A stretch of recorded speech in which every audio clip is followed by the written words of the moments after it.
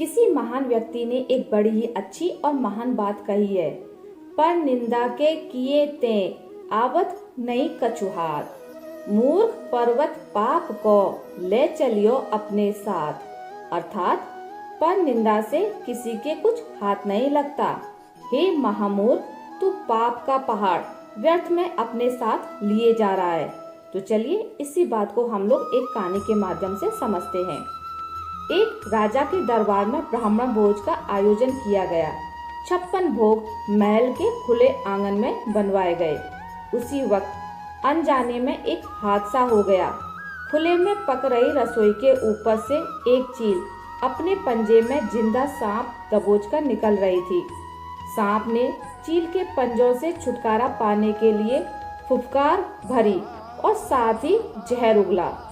उसके मुख से निकली जहर की कुछ बूंदें पाकशाला में पक रही रसोई के व्यंजनों में गिर गईं। जहरीले भोजन को खाने से सभी ब्राह्मण काल के गाल में समा गए। जब राजा को इस बात का पता चला तो ब्रह्म हत्या के पाप ने उसको दुखी कर डाला।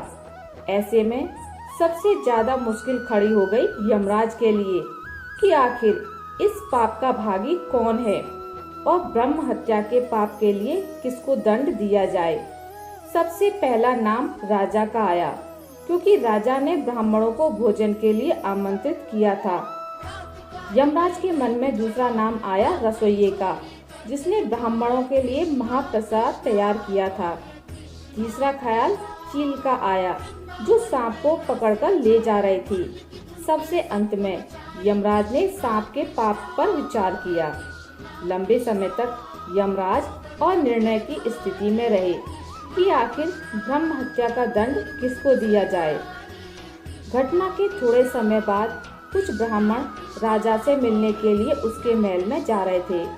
ब्राह्मणों ने एक महिला से महल का रास्ता पूछ लिया।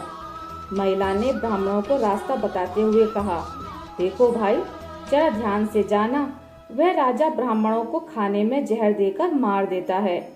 जैसे ही महिला ने यह बात कही, यमराज ने फैसला कर लिया कि मृत ब्राह्मणों के पाप का फल इस महिला के खाते में जाएगा और यह दंड को भोगेगी।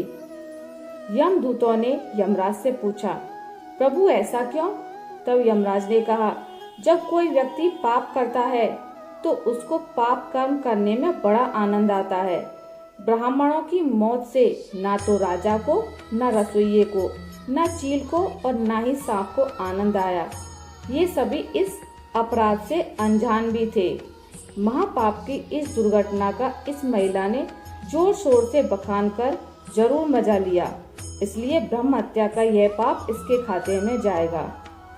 अक्सर हम यही सोचते हैं कि हमने कोई बड़ा पाप नहीं किया है, इसके बावजूद हमको किस बात का दंड मिल रहा है। यह दंड वही होता है जो हम पर निंदा का पाप कर संचित करते रहते हैं। अगर आपको मेरी ये आज की कहानी अच्छी लगी है तो इसे लाइक करें और ज़्यादा से ज़्यादा शेयर करें।